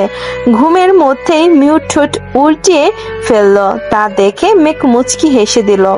আবার মিহু ঘুমের মধ্যে মুচকি হাসছে। মেঘের হাসির রেখাটা এটা দেখে আরেকটু বড় হলো। তারপর মিহুর পাশে এসে ওর কপালে একটা ভালোবাসার পরশ এঁকে দিল। অমনি মিহুর হাসির রেখাটা একটু বড় হলো। মেঘ মিহুর হাত আস্তে করে ছাড়িয়ে উঠে ব্যালকনিতে চলে গেল, কারণ মেঘ জানে যে ও যদি মিহুর পাশে শুয়ে পড়ে তাহলে মিহু সকালে ঘুম থেকে উঠে অনেক রিয়েক্ট করবে। মেঘ ব্যালকনিতে যে ছোট্ট সোফাটাতে বসে এক হাত মাথার উপরে দিয়ে বসে রইল কিছুক্ষণ, তারপর ফোন বের করে টিপতে লাগলো। রাত 10:30। একজন সার্ভেন্ট এসে মেঘের রুমে নক করলো। মেঘ যে গেট খুলে ভুরু কুচকে সার্ভেন্টের দিকে তাকালো। Sir, dinner ready. ডিনার করবেন না? নিচে যাও, আমরা আসছি। আর হ্যাঁ, পাশের রুম থেকে নীলকে ডেকে বলো যে আমি নিচে আসতে বলেছি। Okay sir. সার্ভেন্ট যে নীলকে নিচে আসতে বলে। নীল প্রথমে নিচে যেতে না করলেও পরে ভাবে যে মিহু তো যাবে, তাই নিচে নেমে আসে। এদিকে মিহু ঘুমাচ্ছে বলে মেঘ মিহুকে ডাকতেও পারছে না, তাই মেঘ একাই নিচে চলে যায় আর ভাবে ডিনার শেষ করে আসার সময় মিহুর জন্য ডিনার রুমে নিয়ে আসবে, ততক্ষণ ও ঘুমিয়ে থাকুক। মেঘ নিচে নেমে আসে ডিনার করার জন্য। মেঘ নিচে নেমে দেখে নীল ডাইনিং টেবিলে চুপচাপ বসে আছে। মেঘ যে টেবিলে বসলো। মিহু কোথায়? ও ঘুমোচ্ছে, তাই আর ডাকিনি। তুমি খেয়ে নাও, আমি পরে রুমে খাবার নিয়ে গিয়ে ওকে খাইয়ে দিব। নীলু আরো কিছু বলল না, কারণ ওর এখন শক্তির প্রয়োজন, তাই কিছু না বলে চুপচাপ বসে খেয়ে তারপর চলে গেল। মেঘও একটা প্লেট নিয়ে হাতে মিহুর জন্য খাবার বেড়ে নিয়ে গেল। উপরে যে মিহুর পাশে বসলো। মিহুকে টেনে উঠিয়ে বেডের সাথে হেলান দিয়ে বসিয়ে দিল। মিহু তখন ঘুমে তলিয়ে আছে। মেঘ মিহুকে দেখে ভাবছে, একটা মেয়ে এতটা ঘুমকাতরে কি করে হতে পারে? একে তো এই ঘুমের মধ্যে কেউ কিডন্যাপ করে নিলেও টের পাবে না। মেঘ মিহুকে খাওয়াতে লাগলো। মিহু ঘুমের তালে তালে খাচ্ছে আর মেঘকে নীল ভেবে ইচ্ছে মতো বকা দিচ্ছে। মেঘ মিহুর বকা শুনে হাসবে না কাঁদবে না রাখবে বুঝতে পারছে না। মিহুকে খাইয়ে মেঘ মনে হয় তৃতীয় বিশ্বযুদ্ধ জয় করলো। তারপর মিহুর মুখ মুছে দিয়ে ওকে ঠিকভাবে শুয়ে দিয়ে মেঘ আবার ব্যালকনিতে চলে গেল। সকালে মিহু ঘুম থেকে উঠে দেখে ও বেডে শুয়ে আছে, কিন্তু ও তো সোফায় ঘুমিয়ে পড়েছিল, তাহলে বেডে আসলো কি করে? এসব ভাবতেই ওর চোখ গেল ব্যালকনিতে। দেখলো মেঘ ওখানে সোফায় বসে ঘুমাচ্ছে। মিহু আর কিছু না ভেবে যে ফ্রেশ হয়ে আসলো, তখনও মেঘ একইভাবে ঘুমাচ্ছিল। তাই মিহু রুম থেকে বেরিয়ে নীলের রুমে গেল। নীল মিহুকে দেখে তাড়াতাড়ি মিহুর কাছে গেল। মিহু, পালানোর রাস্তা পেয়ে গেছি। কিভাবে? তুই মেঘকে গিয়ে বলবি যে তোর কোনো জামা কাপড় এখানে নেই, তাই তুই কিছু জামা কাপড় কেনার জন্য শপিং এ যাবি, আমাকেও সাথে নিয়ে যাবি, এটা বলবি। তারপর বাকিটা আমার উপর ছেড়ে দে। আর আজ এমনিতেও আমাদের বাংলাদেশে ফেরার কথা ছিল। টিকিট, পাসপোর্ট, ভিসা সব তো রেডি আছে। আমরা আজকেই বাংলাদেশে চলে যাব। কিন্তু ফ্লাইটের টিকিটে, পাসপোর্ট, ভিসা সব তো বাসায়। তুই চিন্তা করিস না। গতকাল রাতে আমি এবাসার এক সার্ভেন্টের ফোন লুকিয়ে নিয়ে আমার এক বন্ধুকে কল করে সব জানিয়েছি। ও আমাদের হেল্প করবে। পাসপোর্ট, ভিসা, ফ্লাইটের টিকিট সব ও নিয়ে এসে এয়ারপোর্টে আমাদের জন্য ওয়েট করবে। আচ্ছা বলে আমি মেঘের রুমে চলে গেলাম। যে দেখে উনি ওয়াশরুম থেকে বের হচ্ছে। কোথায় ছিলে? নীলের রুমে গিয়েছিলাম। ও কি কিছু বলবে? হ্যাঁ মানে না, আসলে আমি। কি হলো বলো? না মানে আসলে বলছিলাম কি। কি? আমার তো এখানে কোনো জামা কাপড় নেই, তাই আর কি আমি একটু শপিং এ যেতে চাইছিলাম আর কি। ও এই কথা বলতে এতক্ষণ? তোমার শপিং এ যাওয়া লাগবে তাই তো? হুম। তুমি একটু ওয়েট করো, আমি রেডি হয়ে আসছি। আচ্ছা। মেঘ রেডি হয়ে আসলো। মিহু আর মেঘ নিচে নেমে গেল। নীল অলরেডি ডাইনিং টেবিলে বসেছিল মিহুর অপেক্ষায়। মেঘ আর মিহু যে টেবিলে বসলো ব্রেকফাস্ট করার জন্য। মিহু, তোরা কি কোথাও বের হচ্ছিস? একটু শপিং এ যাব। ও। মিহু যখনই নীলকে বলতে যাবে যে তুইও আমার সাথে চল, আর তার আগেই মেঘ বলে উঠলো, নীল, তুমিও আমাদের সাথে চলো। তোমারও তো কোনো জামা কাপড় এখানে নেই। যা চেয়েছিলাম তাই হচ্ছে। যাক বাবা, আমার কিছু বলা লাগলো না। মিহু, মেঘ আর নীল ব্রেকফাস্ট করে শপিং মলে চলে আসলো। শপিং মলে ঢোকার সাথে সাথেই শপিং মলের ম্যানেজার মেঘের সামনে এসে দাঁড়ালো। মেঘ স্যার, আপনি আমার এখানে? Meet my beautiful wife and my brother in law. Hello ma'am. Hello sir. ওরা যা যা পছন্দ করবে সব যেন খুব ভালো হয়, আর হ্যাঁ, কোনো ভুল যেন না হয়। স্যার আপনি নিশ্চিত থাকুন, আমি নিজেই ওনাদের সব জিনিস দেখাচ্ছি। মিহু, আমি পাশের কফি শপে আছি, প্রয়োজন হলে ডাক দিও। আচ্ছা। মেঘ চলে গেল। মিহু আর নীল দোকানে ঢুকে গেল। শপিং মলের বাইরে মেঘের গার্ডরা দাঁড়িয়ে আছে। শপিং মলের ভিতরেও গার্ডরা ঘোরাঘুরি করছে। ম্যানেজার মিহু আর নীলকে জামা কাপড় দেখাচ্ছে। নীল ম্যানেজারকে একটু পাশ করে মিহুর কাছে গেল। এখানে থেকে একটা বোরখা নিয়ে ট্রায়াল রুমে গিয়ে পরে নে, আর হিজাব আর নিকাবটা দিয়ে ভালো করে ফ্রেশ ঢেকে নিস। তারপর এখান থেকে সোজা শপিং মল এর বাইরে চলে যাবি। আমি আর রানী গাড়িতে তোর জন্য ওয়েট করব। ওকে? ওকে, কিন্তু তুই বের হবি কিভাবে? আমার চিন্তা করিস না, আমি বের হয়ে যেতে পারবো। সাবধানে।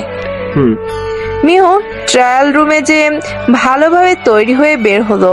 নীল এর মধ্যে গার্ডদের চোখ এড়িয়ে বেরিয়ে গেল। মিহু আশেপাশে ভালোভাবে না তাকিয়ে নিচের দিকে তাকিয়ে তাড়াতাড়ি হাঁটছিল। তখনই সামনে কারোর সাথে ধাক্কা খেলো। মিহু মাথা উঁচু করে তাকিয়ে দেখলো ওর সামনে মেঘ দাঁড়িয়ে। মিহু তো ভয়ে পুরো চুপসে গেল, কিন্তু মেঘ মিহুকে অবাক করে দিয়ে সরি বলে চলে গেল। মিহু যেন হাঁপ ছেড়ে বাঁচলো। আসলে মিহু নিকাব দিয়ে পুরো ফেস এমন ভাবে ঢেকে রেখেছিল যে মেঘ মিহুকে দেখে চিনতে পারেনি। মিহু তাড়াতাড়ি শপিং মল থেকে বেরিয়ে গেল। বাইরে বের হতেই ওর সামনে একটা গাড়ি এসে দাঁড়ায়। নীল গাড়ির গেট খুলে মিহুকে তাড়াতাড়ি উঠতে বলে। তখনই মেঘের গার্ডরা ওদের দেখে ফেলে। মিহু তাড়াতাড়ি গাড়িতে উঠে বসে আর ওদের গাড়ি এয়ারপোর্টের উদ্দেশ্যে বেরিয়ে যায়। রনি খুব তাড়াতাড়ি গাড়ি ড্রাইভ করছে। ওদিকে মেঘের কানে মিহুর পালানোর খবর পৌঁছে যাওয়ার সাথে সাথে মেঘ তো পুরো জ্বালামুখী হয়ে গেছে। মেঘ ওর সব গার্ডদের পাঠিয়ে দেয় ওদের খোঁজার জন্য। এদিকে নীল আর মিহু সেফলি এয়ারপোর্টে এসে পৌঁছালো। রনির কাছ থেকে ওদের পাসপোর্ট, টিকিট, ভিসা নিয়ে ওরা রনিকে বাই দিয়ে ভেতরে চলে গেল আর বাংলাদেশ চলে আসলো। মিহু রান্নার জন্য সবজি কাটছিল। তখনই ওর হাত কেটে যাওয়াতে ও বর্তমানে ফিরে আসলো। বলে তাড়াতাড়ি হাত ছাড়াতে লাগলাম। তখনই কে যেন ঝড়ের বেগে এসে আমার হাত ধরে তার মুখে নিয়ে নিল। তাকে দেখে মেঘ, ইস কি ঢং দেখাচ্ছে দেখো না। মুভি দেখে দেখে এই পদ্ধতি বের করছে। কি মনে করে আমি কিছু বুঝি না নাকি? আমি অনেকক্ষণ ধরে ওর পেছনে দাঁড়িয়ে দেখছিলাম ও কি যেন ভাবছে আর আনমনে সবজি কাটছে। তখনই ওর হাতটা কেটে গেল। আমি তাড়াতাড়ি যে ওর হাতটা মুখে নিয়ে নিলাম। আসলে এই কাহিনীটা আমি ফিল্ম দেখেই করলাম। ওনার কাছ থেকে টান দিয়ে হাত ছাড়িয়ে নিলাম। দেখে কাজ করতে পারো না? না, পারি না। আর আপনি এখানে কি করছেন? কিছু না, চলো আমার সাথে। পারবো না। সব কিছুতেই না শুনতে আমার ভালো লাগে না, চলো।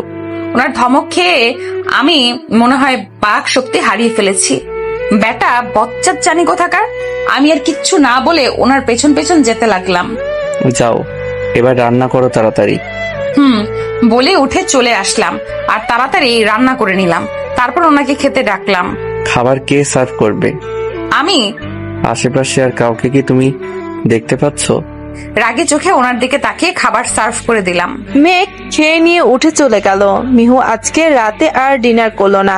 ওর শরীরটা খুব ক্লান্ত লাগছে, একটু ঘুমোলে ভালো লাগবে। তাই ও সব কিছু গুছিয়ে রেখে রুমে চলে আসলো। এসে দেখে মেঘ বেডের এক সাইডে আচ্ছন্ন হয়ে ল্যাপটপে কি যেন করছে। মিহু যে একপাশে গুটিসুটি মেরে শুয়ে পড়লো। মেঘ দেখেও কিছু বলল না, কারণ তখন মিহুকে নিজেকে শেষ করে দেওয়ার হুমকি দিয়েছে। তাই সকালে মিহু ঘুম ভেঙে যায়। ও উঠে দেখে ওর পাশে কেউ নেই।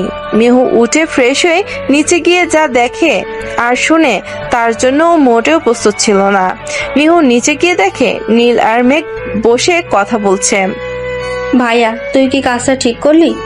ভুল কিছু করেছি বলে তো আমার মনে হয় না। ভাইয়া, আমি তো ছোট বোন, তুই আমাকে এই ব্যাপারে জানানোর প্রয়োজন মনে করলি না? দেখো, মিহুকে আমি ভালোবাসি, কিন্তু ও সেটা বোঝে না। আর আমি ওকে ছাড়া থাকতে পারবো না। এই 2 বছর আমার কি অবস্থা হয়েছিল তা কি তুই দেখিসনি? ভাইয়া, তাই বলে তুই ওকে এভাবে থ্রেট দিয়ে নিয়ে আসবি? এছাড়া আর কোনো উপায় ছিল না। নীল তো মিহুকে পুরো পাগলের মতো খুঁজছে। ওকে সামলানো কষ্টসাধ্য হয়ে উঠেছে। ওকে সামলানোর জন্য তুই আছিস। তুই যে ওকে বোঝা, দেখবি ও ঠান্ডা হয়ে যাবে। এটা মিহুর ব্যাপার ভাইয়া, নীল এত ইজিলি মানবে না আর ঠান্ডাও হবে না। আরে বাদ দে, তাহলে ওকে আমি দেখে নিবনি। মিহু কোথায়? উপরে ঘুমাচ্ছে। ও যদি জানে আমি তোর বোন আর আমিও তোকে হেল্প করেছি ওকে খুঁজে বের করতে, তাহলে ও আমাকে সারা জীবনের মতো ভুল বুঝে আমার সাথে ওর ফ্রেন্ডশিপ ভেঙে দিবে। আর নীল, ও আমার থেকে অনেক দূরে চলে যাবে ভাইয়া। আমি তো কথা শুনে পুরো সপ্তম আকাশ থেকে পড়লাম মনে হয়। নীলা মেঘের বোন? নীলাই মেঘের সাথে মিলে আমাকে খুঁজে মেঘের কাছে পাঠিয়ে দিয়েছে? আমি যেন নিজের কানকে বিশ্বাস করতে পারছি না। আমি পুরো স্তব্ধ হয়ে গিয়েছি। আমার বেস্ট ফ্রেন্ড আমার সাথে এটা কিভাবে করতে পারলো? নীলা? মিহুর গলার আওয়াজ শুনে মেঘ আর নীলা তাড়াতাড়ি পেছনে তাকিয়ে দেখলো মিহু দাঁড়িয়ে আছে। মেঘ আর নীলা একবার একে অপরের দিকে তাকিয়ে আবার মিহুর দিকে তাকালো। মিহু, আমি আসলে... হাত দেখিয়ে ওকে থামতে বললাম। যা বোঝার আমি বুঝে গিয়েছি। ভালোই প্রতিদান দিলি বেস্ট ফ্রেন্ডশিপের। I am just speechless. কি বলবো তোকে, কিছুই বুঝে উঠতে পারছি না। বাট একটা কথা বলবো, তোর সাথে আমার ফ্রেন্ডশিপ আজকে থেকেই শেষ বলে উপরে চলে গেলাম। মিহু দাঁড়া। মিহু ভাইয়া, মিহু আমাকে ভুল বুঝলো। পরে সব ঠিক হয়ে যাবে, চিন্তা করিস না। তুই যা এখন। আচ্ছা। মেঘ ওপরে যে দেখলো মিহু নেই, তাই ও ব্যালকনিতে চলে গেল। আজও মিহু সেই 2 বছর আগের মতোই ব্যালকনিতে দোলনায় বসে হাঁটুর উপর মুখ গুজে ফুপিয়ে ফুপিয়ে কাঁদছে। মিহুর কোনো জবাব দিল না। ও এখনো সেভাবেই হাঁটুর মধ্যে মুখ গুজে ফুপিয়ে ফুপিয়ে কান্না করছে। মেঘ যে মিহুর পাশে বসলো, মিহুর মাথায় হাত রাখলো। মিহুর সাথে সাথেই মেঘের হাত ঝাড়া দিয়ে সরিয়ে দিল। প্রবলেম কি আপনার? আমাকে আপনি কি পেয়েছেন কি? আমাকে আপনি ভালোবাসেন, কিন্তু আমি আপনাকে ভালোবাসি না। আপনার যখন যা মন চেয়েছে আপনি আমার সাথে তাই করেছেন। প্রথমে আমাকে ভালো লেগেছে বলে আমার ভাইকে মারার হুমকি দিয়ে আমাকে বিয়ে করলেন, তারপর জোর করে কিস করলেন, আর এরপর আপনার বোনকে আমার বেস্ট ফ্রেন্ড বানিয়ে আমাকে ঠকালেন। আমার ফ্যামিলিকে মারার হুমকি দিয়ে আমাকে এখানে নিয়ে এলেন। আমার ফুল লাইফটা হেল করে দিয়েছেন। তাহলে আর কি চাই আপনার? এর থেকে ভালো হতো যদি আপনি আমাকে মেরে ফেলতেন। এত কিছু আমি আর নিতে পারছি না, জাস্ট নিতে পারছি না, বুঝেছেন আপনি? অবশ্য আপনাকে বুঝিয়ে লাভ নেই। আপনার মতো একজন মাফিয়া এর থেকে ভালো আর কি বা করতে পারে? শুধু তফাৎ হচ্ছে একটাই, সেটা হলো অন্য সব মাফিয়ারা বিয়ে না করে জোর করে তুলে নিয়ে গিয়ে মেয়েদের ভোগ করে, আর আপনি আমাকে বিয়ে করে ভোগ করার চেষ্টা করছেন। আমার প্রয়োজন ফুরিয়ে গেলে আপনিও আমাকে ছেড়ে দিবেন। আমি সব বুঝি। মেঘ এতক্ষণ মিহুর কথা শুনছিল। রাগে ওর 2 চোখ লাল হয়ে গিয়েছে। মেঘ এত পরিমাণ রেগে আছে যে ওর ফর্সা হওয়াতে ওর ফুল ফেস লাল হয়ে গিয়েছে। মেঘ আর সহ করতে না পেরে মিহুর 2 বাহু অনেক জোরে চেপে ধরে দেওয়ালের সাথে অনেক জোরে লাগিয়ে ধরে। মিহু ব্যথা পেয়ে আহ বলে উঠল।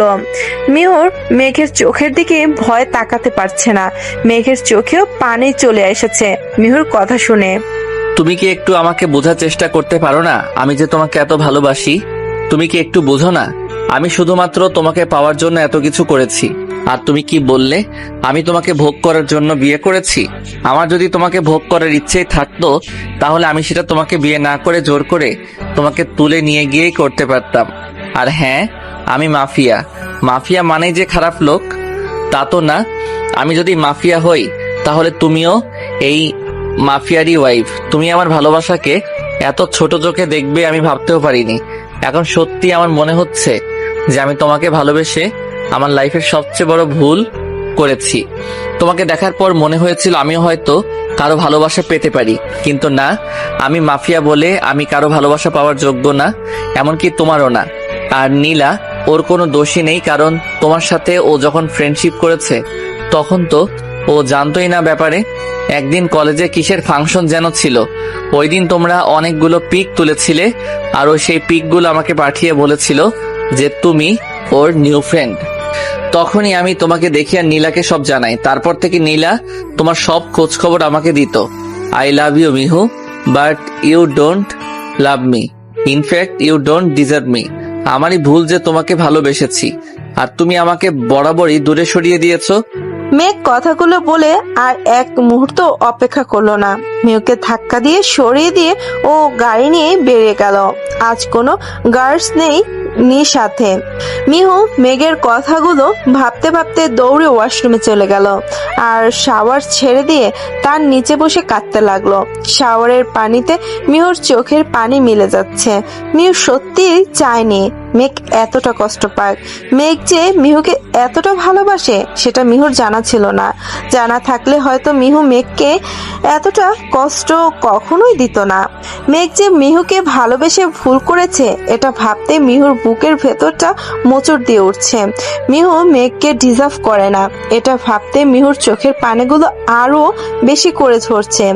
মিহু এখন অনুভব করতে পারছে ও ওর মেঘের প্রতি একটু হলেও ফিলিংস আছে মনের মধ্যে। সেটা এখন কিভাবে তৈরি হয়েছে তা বলা মুশকিল। এভাবে মিহু প্রায় 2 ঘন্টার মতো শাওয়ারের পানিতে ভিজেছে। রাতে মিহু চুপচাপ ব্যালকনিতে বসে আকাশের দিকে তাকিয়ে আছে আর ভাবছে মেঘ কেন এখনো ফিরছে না। মিহু ওখানেই বসে ঘুমিয়ে পড়লো। মেঘ রাত প্রায় 2:30 বাসায় আসলো। রুমে এসে দেখে মিহু রুমে নেই। হঠাৎ মেঘের চোখ দুটো ব্যালকনিতে আটকে গেল।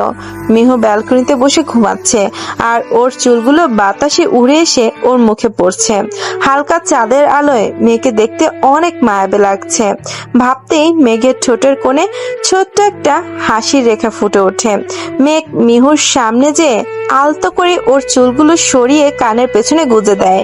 মেঘের ছোঁয়া পেয়ে মিহু ঘুমের মধ্যে একটু শিউরে উঠল। মেঘ খেয়াল করলো মিহুর চোখগুলো লাল হয়ে ফুলে আছে। মিহুর এই অবস্থা দেখে মেঘের বুকের ভেতরটা মোচড় দিয়ে উঠলো। মেঘ বুঝতে পারছে যে ও মিহুকে সকালে যে বলেছিল তার জন্যই মিহু কান্না করেছে। মেঘ মিহুকে নিয়ে বেডে শুয়ে দিল আর মেঘ নিজে যেয়ে ব্যালকনিতে বসলো। সারাটা রাত এভাবেই কাটলো। মেঘ সারা রাত ব্যালকনিতে বসে মিহুর দিকে তাকিয়েছিল। সকালে কখন যে ওর চোখটা লেগে গিয়েছে ওর জানাই নাই। মিহু সকালে ঘুম থেকে উঠে দেখে ও বেডে। ব্যালকনিতে তাকিয়ে দেখে মেঘ ব্যালকনিতে ঘুমিয়ে আছে। মিহুর আর বুঝতে বাকি রইল না যে মেঘের ওকে বেডে এনে শুয়ে দিয়েছে। মিহু উঠে গুটিসুটি পায়ে মেঘের কাছে গেল। মেঘের দিকে কিছুক্ষণ অপলক দৃষ্টিতে তাকিয়ে থাকে মিহু। তারপর হাত দিয়ে মেঘের চুলগুলো একটু এলোমেলো করে দেয়। তাতে মেঘ একটু বিরক্ত বোধ করে ঘুমের মধ্যেই। মিহু একটা মুচকি হাসি দিয়ে মেঘের কপালে আলতো করে একটা ভালোবাসার পরশ এঁকে দেয়। তারপর মিহু শাওয়ার নিয়ে বের হয়ে নিচে চলে যায় মেঘের জন্য কফি বানাতে। মিহু এসব কেন করছে তা সে নিজেও জানে না। শুধু এতটুকুই জানে যে মেঘের জন্য তার মনের কোণে একটু হলেও ফিলিংস আছে। হয়তো তা থেকেই এই কাজগুলো করেছে। মিহু নিচে গিয়ে কফি বানিয়ে নিয়ে উপরে গেল, যে দেখে মেঘ এখনো ঘুমাচ্ছে।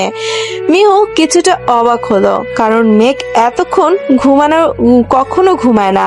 মিহু যে মেঘের হাতটা আলতো করে ধরার সাথে সাথে মিহু একটা বড়সড় শক খেলো। তা হলো মেঘের পুরো শরীর গরম হয়ে আছে জ্বরের কারণে। মিহু তাড়াতাড়ি কোনোভাবে মেঘকে ধরে নিয়ে বেডে শুয়ে দিল, ওর গায়ে কম্বল টেনে দিল। মেঘের শরীর প্রচন্ড রকমের গরম হয়ে আছে। মিহু কি করবে কিছুই বুঝে উঠতে পারছে না। ও তাড়াতাড়ি নিচে নেমে গেল। নিচে গিয়ে ড্যানিকে খুঁজতে লাগলো। মিহু দেখলো ড্যানি বাইরে দাঁড়িয়ে আছে গাড়ির সাথে হেলান দিয়ে। তাড়াতাড়ি ড্যানির কাছে গেল। ড্যানি, তুমি তাড়াতাড়ি একটু ডক্টরকে ফোন করে এখানে আসতে বলো। কিন্তু কেন ম্যাম? ড্যানি, তোমার স্যারের প্রচন্ড জ্বর এসেছে, তাই প্লিজ তাড়াতাড়ি ডক্টরকে খবর দাও। ওকে ম্যাম, আমি এক্ষুনি জানাচ্ছি। আপনি স্যারের কাছে যান। বলে আবার দৌড়ে মেঘের কাছে চলে আসলাম। ডক্টর না আসা পর্যন্ত আমার চুপচাপ বসে থাকলে চলবে না, কিছু তো একটা করতে হবে। হ্যাঁ, ডক্টর না আসা পর্যন্ত আমি বরং ওনার মাথায় জলপট্টি দেই। তাড়াতাড়ি করে যে একটা বাটিতে করে ঠান্ডা পানি আর একটা কাপড় নিয়ে আসলাম, আর ওনার পাশে বসে জলপট্টি দিতে লাগলাম। তখন উনি কি যেন বিড়বিড় করে বলতে লাগলেন, Mihu, I love you, please please don't leave me, I am sorry Mihu, I really love you. Megh সেই তখন থেকে কি যেন সব বলছে, সব অস্পষ্ট শোনাচ্ছে। আপনি গেটের বাহির থেকে ড্যানি গেটে নক করলো। আমি তাড়াতাড়ি যে গেট খুলে দিলাম। ডক্টর, ওনাকে একটু দেখুন প্লিজ। ম্যাম, আপনি হাইপার হবেন না, আমি দেখছি। ডক্টর মেঘকে দেখলো, তারপর বলল, সারাদিন অতিরিক্ত টেনশন করছে হয়তো, যার কারণে ওনার মাথা ব্যথা ছিল, আর ঠান্ডায় বসে থাকার কারণে জ্বর এসেছে। টেনশন করবেন না, আমি মেডিসিন লিখে দিচ্ছি, ওনাকে সময় মতো খাইয়ে দিবেন, আর এখন ওনাকে হালকা কিছু খাইয়ে দিন। ওকে ডক্টর। ড্যানি, তুমি একটু মেডিসিন গুলো নিয়ে এসো এক্ষুনি, আর ডক্টরকে একটু এগিয়ে দাও। Okay ma'am. ড্যানি চলে গেল। আমি নিচে যেয়ে ওনার জন্য হালকা গরম স্যুপ নিয়ে উপরে গেলাম। তারপর ওনাকে অনেক কষ্টে খাইয়ে দিলাম। ড্যানি এসে মেডিসিন নিয়ে গেল, আমি ওনাকে মেডিসিন গুলো খাইয়ে দিলাম। নিজেকে কেন জানি না খুব অপরাধী লাগছে। গতকাল ওনাকে ওভাবে কথাগুলো বলা উচিত হয়নি আমার, কিন্তু আমি এবার কি করব? মাথায় এত পরিমাণ রাগ উঠে গিয়েছিল যে নিজেকে কন্ট্রোল করতে পারিনি। হঠাৎ নিচে থেকে কারো চেঁচামেচির আওয়াজ পেলাম, তাই দেখার জন্য আমি নিচে নেমে গেলাম। দেখি ভাইয়া এসেছে। গতকাল নীলা আমাকে এই ড্রেসটা দিয়ে বলেছিল যে মিহু এখানে আছে, কিন্তু আমি যখন ওকে জিজ্ঞেস করলাম যে ও কি করে জানলো, তখন ও কোনো কথা না বলে শুধু একটা মুচকি হাসি দিয়ে চলে গিয়েছিল। আমি আর কিছু জিজ্ঞেস করিনি ওকে। মিহুকে দেখা মাত্রই ওকে গিয়ে জড়িয়ে ধরলাম। মিহু, তুই ঠিক আছিস তো? দেখ, আর কিছু হবে না, আমি তো চলে এসেছি। এখন ওই মাফিয়া আর তোকে আটকে রাখতে পারবে না। চল, আমি এখনই তোকে নিয়ে যাব। দাঁড়া ভাইয়া, আমি যাব না। মিহু, তুই কি বলছিস এসব? তুই কেন যাবি না? আমি ঠিকই বলছি ভাইয়া, আমি যাব না। আমি জানি মিহু, ওই মাফিয়া তোকে নিশ্চয় কোনো থ্রেট দিয়ে আটকে রেখেছে, তাই না? তুই চিন্তা করিস না, উনি তোকে কিছুই করতে পারবে না। তুই চল। ভাইয়া একটু শান্ত হয়ে বস। আর আমাকে কেউ আটকে রাখেনি, আমি নিজ ইচ্ছায় এখানে আছি। আর ওনাকে এই অবস্থায় একা ফেলে আমি কোথাও যাব না। এই অবস্থা মানে কি হয়েছে মেঘের? ওনার অনেক জ্বর, একটু ডক্টর এসে দেখে গিয়েছে। কিন্তু মিহু, তুই কেন এত কেয়ার করছিস? ভাই, হি ইজ মাই হাজবেন্ড, তাই ওনার কেয়ার করাটা আমার রেসপন্সিবিলিটি আর ডিউটি। মিহু, একটা কথা বলি। বল, এতে অনুমতি নেওয়ার কি আছে? না, তাও বাই এনি চান্স তুই কি মেঘকে ভালোবেসে ফেলেছিস? জানি না, শুধু এইটুকু জানি যে ওনার জন্য আমার মনে একটু হলেও জায়গা আছে, একটু হলেও ফিলিংস আছে। কিন্তু এটার নাম ভালোবাসা দেওয়া যায় কিনা তা আমি জানি না, সত্যি জানি না। কিন্তু উনি যদি তোর কোনো ক্ষতি করে? ভাই, আমি এতদিনে এইটুকু বুঝেছি যে উনি আমাকে পাগলের মতো ভালোবাসে, তাই উনি আর যাই করুক না কেন আমার কোনো ক্ষতি উনি করবে না। আমি কিন্তু এই বাড়িতে ওনার সাথে একা থাকি, তাও উনি এখন পর্যন্ত আমার সাথে কোনো খারাপ বিহেভ করেনি। উনি আমাকে সব সময় বোঝার ট্রাই করে, বাট আমি কখনো ওনাকে বোঝার ট্রাই করিনি। তাই ভাবছি এখন থেকে বোঝার ট্রাই করব। বাহ, আমার বোনটা তো দেখি অনেক বড় হয়ে গেছে। আমি বরাবরই বড়, ওকে? আমি হাইটে বড় হওয়ার কথা বলিনি। তুই বলিসনি বলেই তো আমি বললাম। এত হাইট হয়েও কি লাভ হয়েছে? তুই তো আমার আর মেঘের বুকের নিচেই পড়ে থাকিস। আমি 5 ফুট 6 ইঞ্চি, ওকে?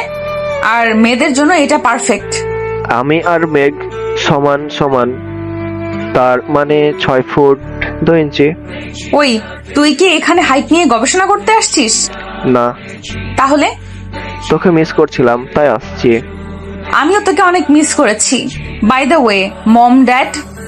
ওনারা এখনো কিছু জানে না, ওনারা এখনো রাজশাহীতে আছে। ও কিন্তু কি বলবি ওনাকে? Don't worry মিহুনা। নীলা যদি শুনে যে তুই শাহরুখ খানের ডায়লগ দিছিস, তাহলে তোর মাথায় সব চুল ছিঁড়ে ফেলবে। ভাইয়া, তোকে একটা কথা বলার ছিল। তো বল। নীলা মেঘের ছোট বোন। মিহুর কথা শুনে আমি মনে হয় আকাশ থেকে পড়লাম। কি বললি? ঠিকই বলেছি। আমি গতকাল সকালে জানতে পেরেছি ভাইয়া ওর কোনো দোষ নেই, তাই ওকে কিছু বলিস না। তাহলে আজ আসি আর আমাকে ফোন দিস। ওকে। আমি হনহন করে বেরিয়ে গেলাম। নীলা, তুমি আমার কাছ থেকে এত বড় সত্যিটা কি করে লুকাতে পারলে? আমি উপরে চলে আসলাম। বিকেলের দিকে উনি কিছুটা সুস্থ হলেন, তাই আমি নিচে গিয়ে ওনার জন্য খাবার নিয়ে আসলাম। উঠুন, খেয়ে নিন। ইচ্ছে নেই। আপনার কাছে জিজ্ঞেস করিনি যে আপনার ইচ্ছে আছে কি নেই। আমি উঠতে বলেছি, উঠে বসুন। ওর দিকে কিছুক্ষণ অবাক চোখে তাকিয়ে রইলাম, তারপর উঠে বসার চেষ্টা করছি, কিন্তু শরীর অতিরিক্ত দুর্বল হওয়ার কারণে উঠতে পারছি না। আমি খাবো না। ওনার দিকে তাকিয়ে দেখলাম উনি ওঠার ট্রাই করছে, বাট পারছে না। বুঝলাম যে শরীর দুর্বল তাই, কিন্তু উনি যখন না করলেন যে পারবেন না, তখন মেজাজটাই গেল খারাপ হয়ে। প্রবলেম কি? আপনার একা একা উঠতে পারছেন না, তো আমার কাছে হেল্প চাইলে কি আমি আপনাকে হেল্প করব না নাকি? আজীব মানুষ একটা, খালি রাগ দেখাতে শিখেছেন, কখনো কারো হেল্প চাইতে শিখেননি। যত সব বলে ওনার কাছে যে ওনাকে ধরে উঠে বালিশের সাথে হেলান দিয়ে বসালাম আর খাবার নিয়ে ওনার সামনে বসলাম। নিন, খেয়ে নিন। এত বকা দেওয়ার কি আছে? মুখ গোমরা করে ওর দিকে আর চোখে তাকাচ্ছি। একটু খাইয়ে দিলে কি এমন হবে? দেখি, এদিকে ঘুরে বসুন, খাইয়ে দিচ্ছি। কিছুটা চমকে ওর দিকে তাকালাম। কি হলো, বিষম খাচ্ছেন কেন? না, কিছু না। আর গত রাতে আপনাকে ব্যালকনিতে কে ঘুমাতে বলেছিল? ভেবেছিলাম তোমার পাশে ঘুমোলে তুমি আবার ভাববে যে আমি তোমার সুযোগ নেওয়ার ট্রাই করেছি, তাই। তাই আপনি ব্যালকনিতে গিয়ে ঘুমিয়েছিলেন, তাই তো? এত বেশি বোঝেন কেন? আজকে থেকে আপনি আমার সাথে এই বেডেই ঘুমাবেন, বুঝেছেন? আমি international mafia group royal golden gang এর লিডার হয়েও নিজের বউকে ভয় পাচ্ছি। হাই রে কপাল, কি দিনকাল আসলো আমার। তার মানে ওনাকে খাইয়ে দিয়ে সব কিছু গুছিয়ে ওনাকে মেডিসিন খাইয়ে ঘুমিয়ে পড়লাম। সকালবেলা ঘুম থেকে উঠে দেখি আমি মেঘের বুকের উপর শুয়ে আছি। আমি এখানে কি করে এলাম? অবশ্য আমার ঘুমের মধ্যে নড়াচড়া করার অভ্যাস আছে, বাট তাই বলে এখানে থাক আর ভেবে কাজ নেই। আর ওনার বুকের উপর মাথা দিয়ে ঘুমিয়েছি তো কি হয়েছে? উনি আমার হাজবেন্ড, আমি ঘুমোতেই পারি ওনার বুকে মাথা দিয়ে। হাজবেন্ড? তার মানে আমি ওনাকে আস্তে আস্তে মেনে নিচ্ছি। হ্যাঁ, উনি আমার হাজবেন্ড, মাই মাফিয়া হাজবেন্ড। গতকাল রাতে মিহু ঘুমিয়ে যাওয়ার পরপরই আমি ওকে আমার বুকে টেনে নেই আর ওকে জড়িয়ে ধরে শুয়ে পড়ি। সকালে আমার ঘুম আগে ভেঙে যায়। তাকিয়ে দেখি মিহু আমাকে আষ্টে পৃষ্ঠে জড়িয়ে ধরে ঘুমাচ্ছে। আমি মুচকি হেসে ওর গালে একটা কিস করে ওর মাথায় হাত বোলাতে লাগলাম। তখনই খেয়াল করলাম মিহু একটু নড়ে উঠল, তাই আমি আবার শুয়ে ঘুমের অভিনয় করলাম। ওর কথা শুনে আমার হাসি পাচ্ছিল, তাও হাসিনি। তারপরও ফ্রেশ হতে চলে গেল আর আমি চোখ খুলে হাসতে লাগলাম। এভাবে দেখতে দেখতে কেটে গেল অনেকটা দিন। মেঘ মাফিয়া, বাট সেটা ঘরের বাইরে সবার কাছে, কিন্তু ঘরের ভিতরে মিহু মাফিয়া মেঘের কাছে। মেঘ মাঝে মাঝে ভাবে সব ছেলেরাই অন্য সবার সামনে বাঘ, বাট ঘরের বউয়ের কাছে ভেজা বিড়াল। মেঘেরও সেম অবস্থা, ভাবলে ওর হাসি পায়। মেঘ আর মিহুর বন্ডিংটা দিন দিন স্ট্রং হচ্ছে, আর সাথে ওদের ভালোবাসা আর ঝগড়াও স্ট্রং হচ্ছে। মিহু এখনো মেঘকে বলেনি যে ও মেঘকে ভালোবাসে। মিহু? কিতা? কিতা আবার কি? আপনিই তো বলে দিলেন। কি বললাম? এই যে কিতা মানে কি? হ্যাঁ, কিতা মানে কি? উফ, কিতা মানেই হলো কি? ও জি। আচ্ছা শোনো, কাল থেকে তুমি ভার্সিটি যাবে। অনেকদিন তো হলো ভার্সিটি যাও না, আর সামনে তো তোমার এক্সাম, তাই কি হলো? অনেকদিন তো ভার্সিটিতে যাইনি, তাই কেমন যেন লাগছে। ডোন্ট ওয়ারি, আমি প্রিন্সিপালের সাথে কথা বলে নিব। ওকে। যাও, আমার জামা কাপড়গুলো বের করে দাও, আমি একটু বের হব, কাজ আছে। বলে আলমারি থেকে একটা ব্ল্যাক কালারের shirt, black jeans, black watch, sunglasses, black shoe আর ওনার গানটা খুব ভয়ে ভয়ে নিয়ে বেডের উপরে রাখলাম। এই জিনিসটা আমি এখনো ভয় পাই। আমি রেডি হয়ে নিলাম। মিহু আমাকে ব্ল্যাক লং কোটটা পরিয়ে দিল। ওনার থেকে একটু দূরে সরে দাঁড়ালাম। এই লোকটা এত হ্যান্ডসাম কেন? ওনার উপর না জানি কত মেয়ে নজর দেয়। এই শোনেন, আপনি বাসার থেকে বের হওয়ার আগে রোজ কালো টিকা লাগিয়ে বের হবেন, বুঝেছেন? কেন? কজ আমি চাই না অন্য কোনো মেয়েরা আপনার দিকে নজর দিক, তাই। দেখি, এদিকে এসো তো। কেন? আরে হাজবেন্ড যখন বাইরে যায় তখন তাকে এগিয়ে দিতে হয়, জানো না? আপনাকে এগিয়ে কেন দিতে হবে? এমন তো না যে আপনি বাসার কিছু চেনেন না। এই মেয়ে, আমি তোমাকে এত কথা তো বলতে বলিনি, এদিকে আসতে বলেছি, আসো। পারেননি তো খালি রাগ দেখাতে, আর কিছু পারেন নাকি আপনি? যা বাবা, এটা কোনো কথা হলো? আমি রেগে গেলাম কোথায় আমার রাগ ভাঙাবে, তা না করে ম্যাম নিজেই রাগ দেখাচ্ছে। এখন মাঝে মাঝে নিজেকে বিড়াল বলে মনে হয়। আমি যে একজন মাফিয়া তার কোনো পাত্তাই দেয় না এই মেয়ে। তোমার আবার কি হলো? আপনাকে বলতে হবে নাকি? আর শোনেন, কথায় কথায় রাগ দেখাবেন না আমার উপর। রাগ দেখাতে আমিও জানি। কোথায় রাগ দেখালাম? এই মেয়ে আজকাল আমাকে একটু ভয় পায় না, উল্টো আমার ওনাকে ভয় পেতে হয়। আমি কি আসলেই মাফিয়া? কি হলো, কি ভাবছেন? কিছু না। আচ্ছা, এদিকে আসো তো। ওনার কাছে এগিয়ে গেলাম। কি হয়েছে? ওকে টান দিয়ে নিজের সাথে মিশিয়ে নিলাম আর ঠোঁটে আলতো করে একটা চুমু দিলাম। নাও, নজর টিকা লাগিয়ে নিয়েছি। এটা কোন ধরনের নজর টিকা? এটা আমার স্টাইলের নজর টিকা, খুব ইউনিক, তাই না? ঠোঙ্গা। সেটা আবার কি? ঢঙের মেল ভার্সন আপনার বোনের কাছ থেকে শিখেছি। ভালো কিছু তো শেখাতে পারবে না, তাই এগুলোই শিখিয়েছে। আপনার বোন বলে কথা। ইউনিক ভাইয়ের ইউনিক বোন, বুঝলে? হ্যাঁ, ফুফ ফুফ ফুফ থু। আমাকে ভূতে ধরেনি যে তুমি ভূত ধরানোর জন্য এগুলো বলছো। আচ্ছা শোনো, রেডি হয়ে থেকো, বিকালে বের হবো।